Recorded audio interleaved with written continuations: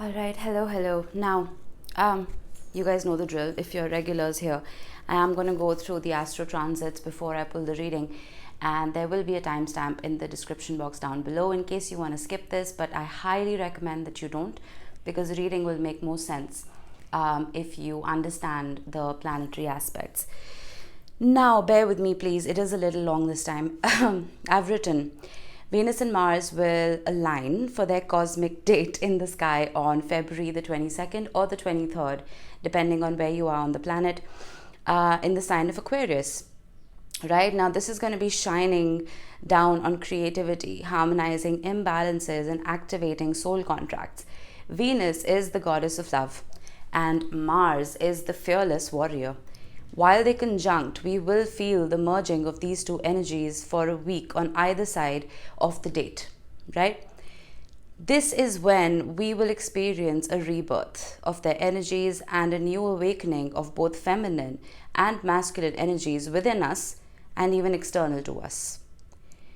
With eclipses this year in Aries and Libra, Aries ruled by Mars, Libra ruled by Venus, this union may also kickstart the lessons and growth we are destined to move through in partnerships, Libra, right, the Libra aspect, and independently, which is the Aries aspect.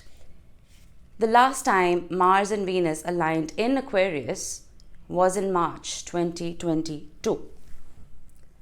Look back to this time and see how your attitudes around love and relationships have evolved and how the qualities of masculine and feminine energies within you have transformed. Venus and Mars coming together in Aquarius can spark a growing need to become more authentic and true to ourselves and our partners. Some instances of significance that we must look out for. We may meet our twin flame or our soulmate, right? And I highly encourage you to not be desperate to meet your twin flame in particular. If you are not in a twin flame union, don't force it, because it is the most difficult journey and you do not want to be a part of it unless it is cosmically aligned for you. All right. We may begin a new relationship. We may experience spiritual ascension triggered and inspired by our relationships.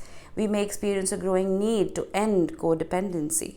We may end relationships that are no longer serving us. Someone may exit our lives to make space for a new energy and a new chapter. Twin flames and soulmate wounds, may emerge for healing. More soulmates and twin flames will awaken and arrive on our earthly plane. The definition of soul contracts may evolve and new insights may come forward. This is very important, right? How we've been looking at these almost relational aspects of twin flames and soulmates, the guidelines that have been created for us, right? Those may evolve with time. This conjunction is a rare treat and a time of unity. The two cosmic lovers coming in for that fated first kiss. It's the quintessential symbol of yin and yang of the universe. Look forward to enhanced twin flame mirroring and telepathy. Everything will feel magical and transcendent. There will be more synchronicities. There will be more aha moments, more dreams, right? There may be more telepathic communication, like I said. So a lot of the thoughts that are bubbling up inside you, you may wonder where they're coming from, right? They may not be coming from within you. They're probably coming from your soulmate or your twin flame. Now, this telepathy and these synchronicities are more so prevalent in twin flame unions, right? Because they're highly karmic in nature. All relationships are karmic, right? But the word karmic has been misconstrued into being a bad thing, right? Some relationships are karmic in the best way possible because we've done something wonderful in a previous lifetime, and that connection, that relationship coming in, it's almost like a reward. It's a gift, right?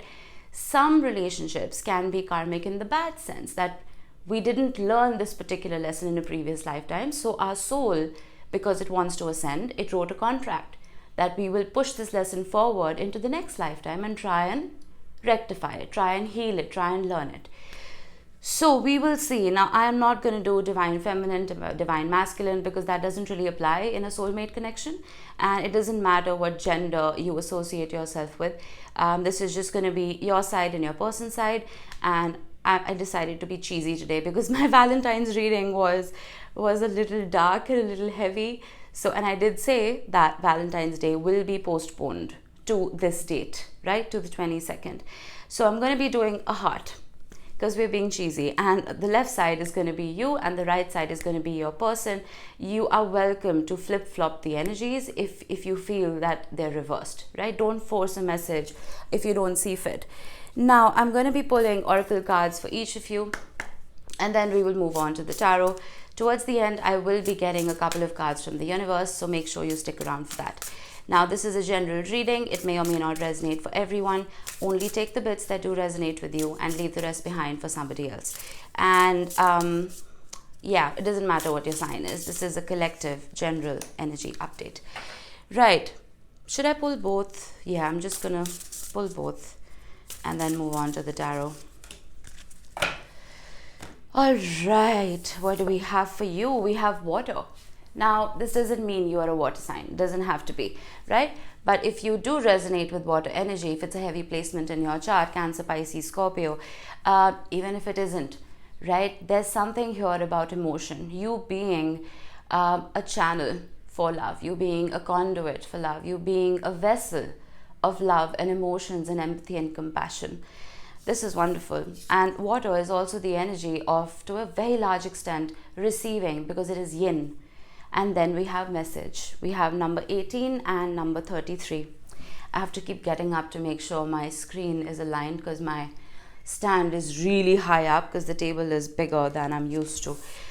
All right, message on their side with number 33. Incoming communication. What is Mercury doing? Mercury is in Aquarius right now, but it will move into Pisces on the 23rd. There's a massive party happening in Aquarius. We're going to have Mars, Venus, what else? Mercury for a bit, Pluto, all in Aquarius, hanging out. Interesting. Now, on your side, we have Fortitude, which is strength, vitality, and courage. This is Leo energy. On their side, we have the Page of Swords, reflection and diligence. There's heavy spying here. It doesn't have to be physical. It doesn't have to be on social media. This is going to be a deeper than normal reading because we are talking about, for some of you, a twin flame union. And I did say telepathy, right? Energetic spying will be very heavy during this time, especially if you are in separation. Keep a dream journal, right? Your counterpart may be trying to communicate with you while you are sleeping through your higher selves. Reflection and diligence. We have the King of Wands, leadership and success on your side. More fire.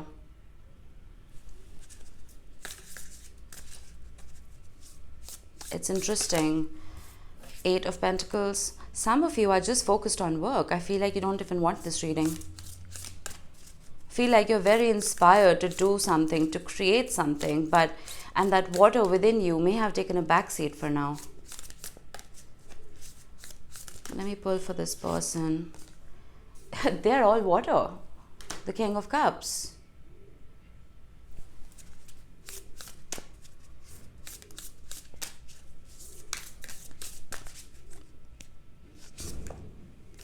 Metamorphosis, more water, Scorpio energy, the Death card. This is Pluto.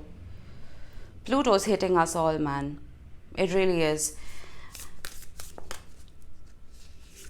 I'm going to get to it. Don't worry. That's a lot of kings. That's a lot of kings. The King of Pentacles on your side.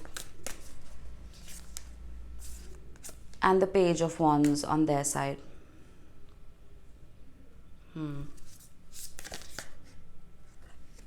The Ace of Wands wanted to reveal itself, so I will take it. We have the Three of Cups as well. Chariot wanted to show up. Okay, that's a lot of cards that are flipped over. All right, I'm going to get a mutual energy or even a final outcome, and then I will clarify. The Moon, intuition, illusion. Oh, wow. You're both in your heads, and I feel like both of your higher selves are online. And how there is something. Oh, Ten of Pentacles. It's almost like you know what you want, so does this person. The only difference is they're the ones taking charge now. They're the ones taking action. There's something here about you taking action as well, but not towards this connection, towards something else entirely. With the King of Pentacles and the King of Wands and the Eight of Pentacles, I feel like this has to do with your stability as a whole. And as we know, if it's a twin flame connection particularly, or a highly karmic soulmate connection, it can be painful and it can be very unstable, right? I feel like some of you have had enough of that instability, and it's almost like that water that was allowed to flow freely earlier, you've bottled it up. You're almost giving it shape because you cannot deal with the nuances anymore. You can't deal with the unpredictability of this connection anymore. With this person, with the King of Cups, there is this massive energy of them opening up to their heart. Every king in the tarot controls or masters that particular element, right? Water. While earlier you may have felt that they were the ones closed up and you were the one who was in this free-flowing energy, there's a reversal now, there's a flip. Metamorphosis, profound change, and self-awareness. There has been a profound change here. The Ace of Wands is telling me that there is a spark.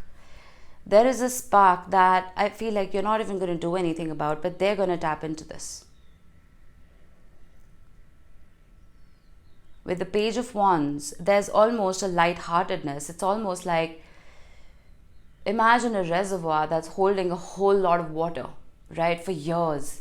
And suddenly the dam breaks. The reservoir almost breathes a sigh of relief that, all right, that water's flowing now. I don't have to carry it. I don't have to suppress it. There's something here that was suppressed. Look at that. Oh, I shook the camera, pardon me.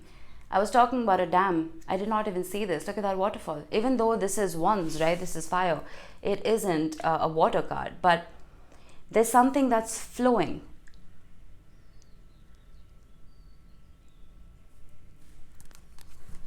Ten of Pentacles. This is the wish. This is the desire. The Ten of Cups is not the desire, and I like that. Because the Ten of Cups can be La La Land. It can be, I'm not saying it's a false promise, it is a 10, right? But there is something very ungrounded about the Ten of Cups, in my opinion.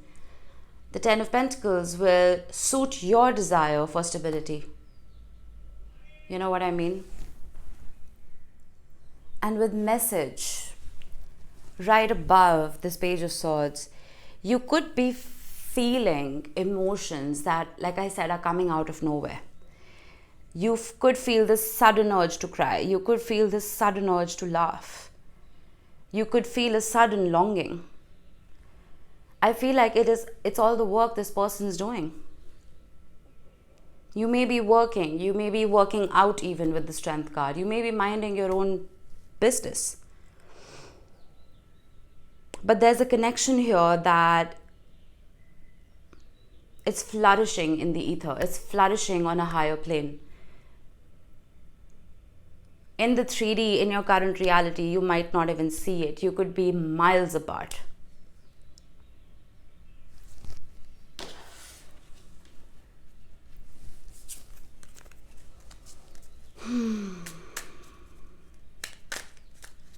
Let's clarify fortitude on your side.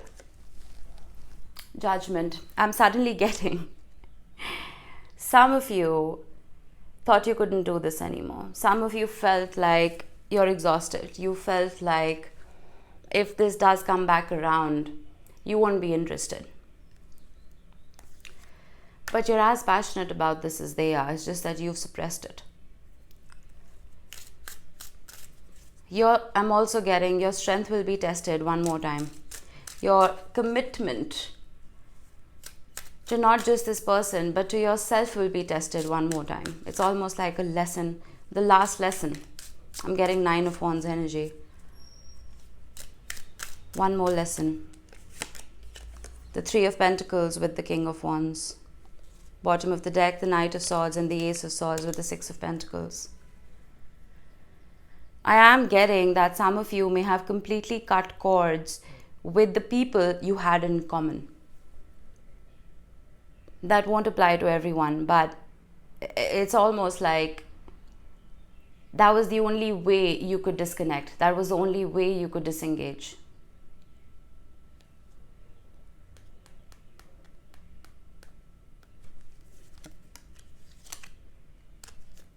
There's an evening out coming about. There's a balance coming about. There's almost an influx of collaborative energy coming about, where earlier you may have felt like you were floating without an anchor. There was no clarity. There was no insight. There's very quick communication coming in. And that communication is honest. It's mature. It's not the communication you were used to. And I won't be surprised if this communication comes in through another channel initially, just to test the waters. To test the waters, judgment, water. There's almost this hesitancy here on this side. That did it take me too long to change? Did it take me too long to bring about this awareness of love? It's almost like they realize you're on a completely different chapter. You may still be within the same book, but there are a few chapters behind.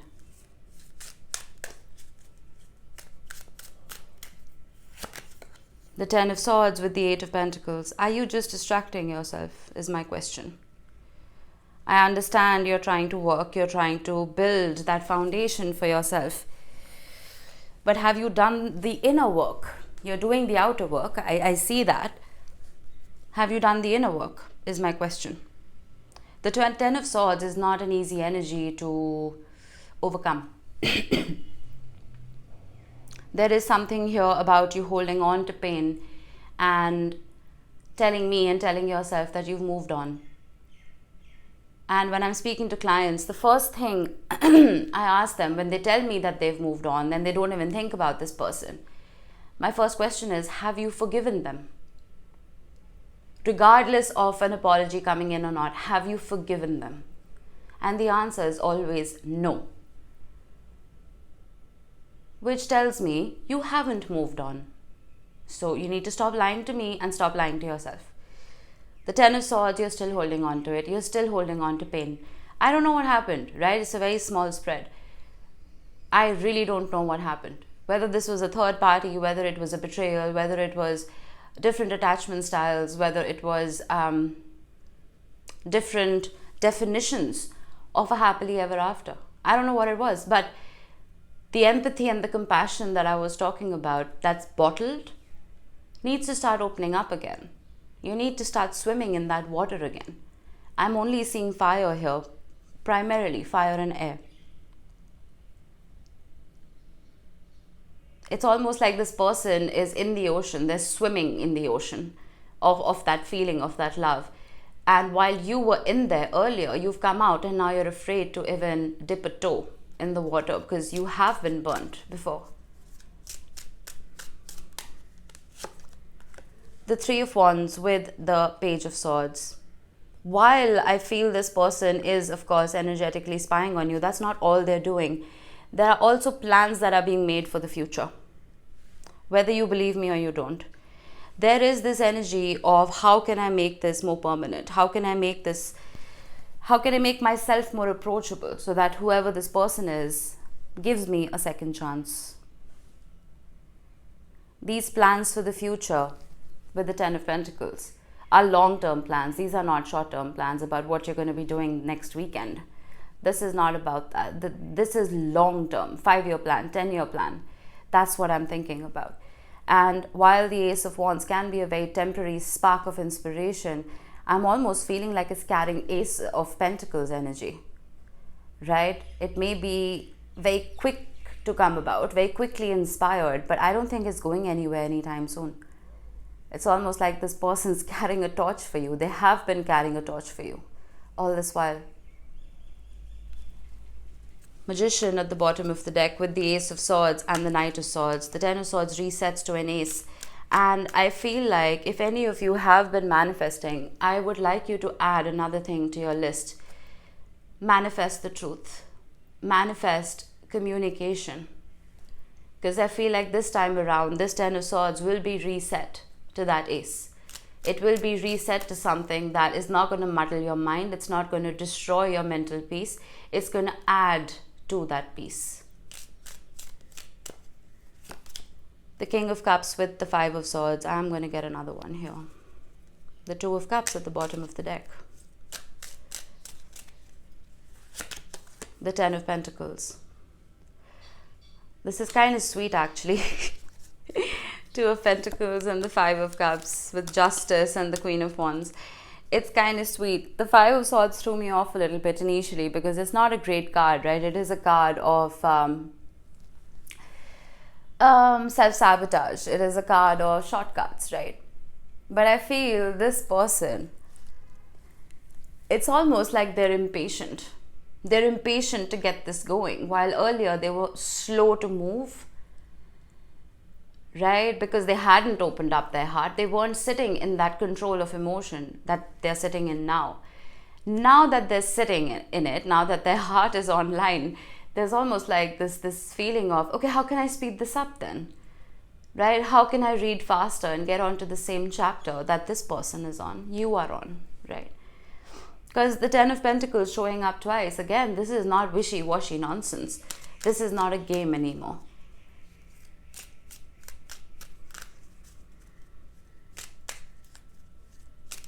Sweet. This is very sweet energy.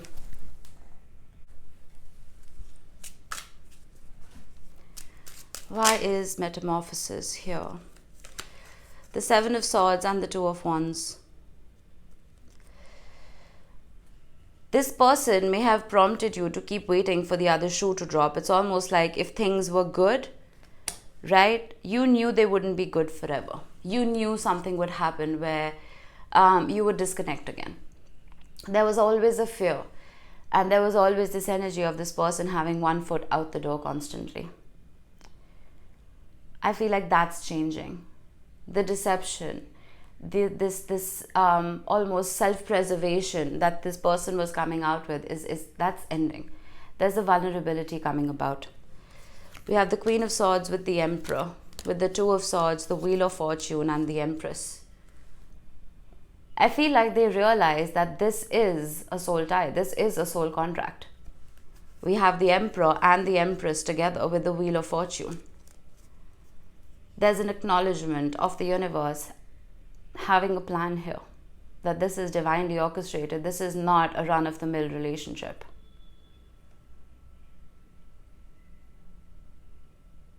And I'm suddenly getting in my head, I don't know if I'm channeling, but it's like someone screaming and saying, what's next, what's next, what's next, how can we move forward? There's an excitement, there's a nervousness. It's almost like a kid jumping up and down because he's excited to go to Disneyland. It's like you're this person's Disneyland. While they may have grounded themselves for years, there's an excitement that how do I get this going now? You know? I don't know when you're going to say this, right? That excitement could just be their inner child, literally.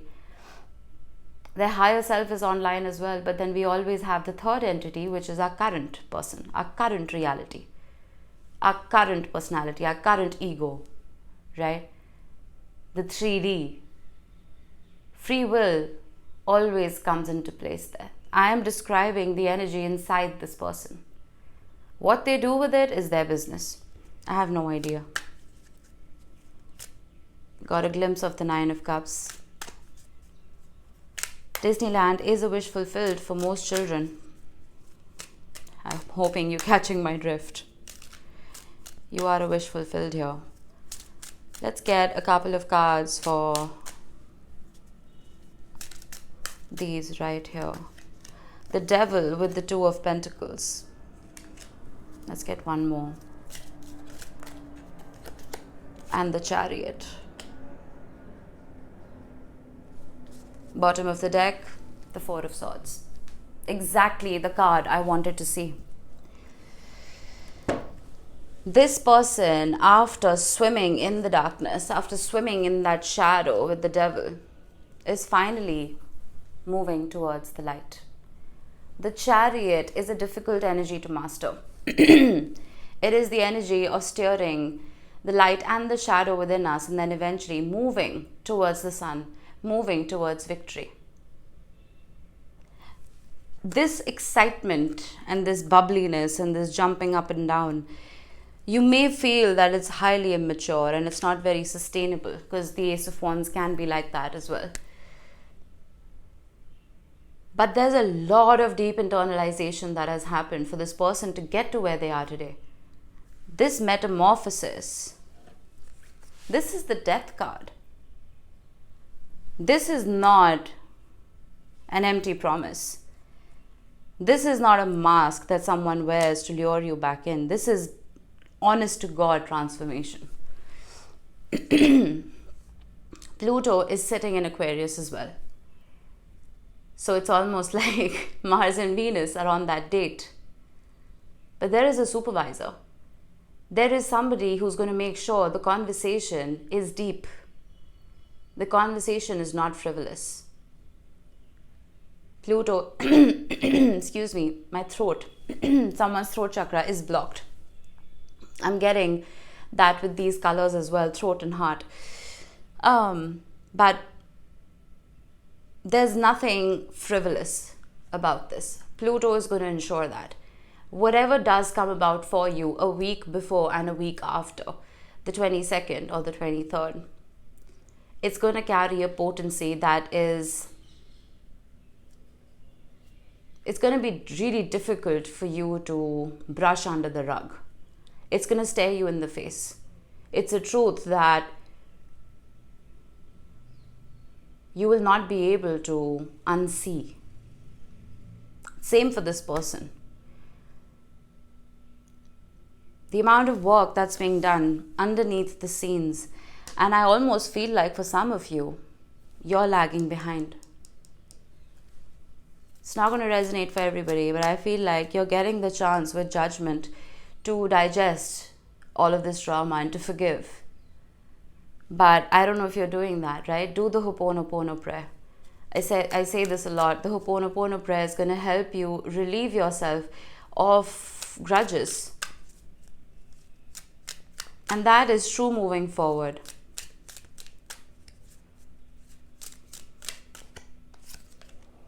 The Seven of Cups with the Moon. There is confusion still. There is confusion still as to how to move this forward, how to progress. But with the Eight of Pentacles and the Ten of Cups at the bottom of the deck, this confusion will dissolve. We do have Neptune sitting in Pisces. We do have Saturn sitting in Pisces. All of that Piscean energy can be difficult to digest. But now that we're moving into the age of Aquarius, we are moving into a very future-oriented approach as a collective. I feel like all of that confusion is going to slowly but steadily start taking a backseat. Where things were muddled earlier, now it's almost like there's this surety about a future plan. There's a surety about where you want to head collectively together.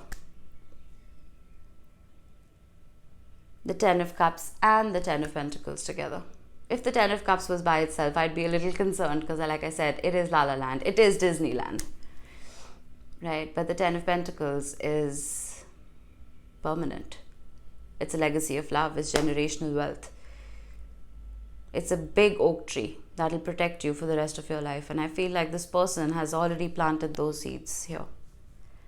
You may not see it because with the Seven of Cups and the Moon, a lot of things have not been addressed between the two of you. There hasn't been healthy communication, so I wouldn't expect it. I wouldn't expect these healthy conversations to have happened between the two of you yet. But I feel like they will. I feel like they will.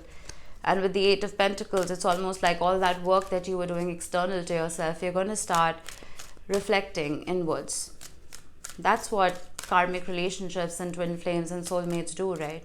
They force you to grow and evolve. My dogs are awake. I will have to keep pausing. They are very demanding when they wake up.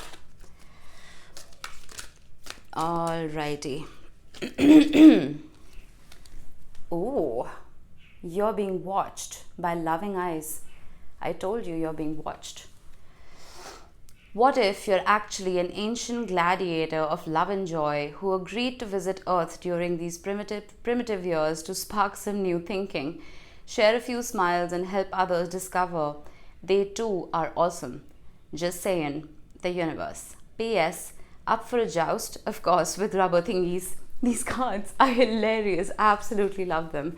Now, this is telling me two things. You are an old soul. Okay? And there is a purpose here for you in this lifetime. This purpose is going to become abundantly clear to you once you open up those emotions again. The pain, the lessons, the trauma that you have learned, particularly through love, you're almost at a position to formulate a guidebook or a handbook for other people to help them heal like you are helping yourself heal. And you are being watched by loving eyes. It's almost like the growth that's been coming about in your life, none of that growth has gone amiss. It's almost like this person has witnessed all of it.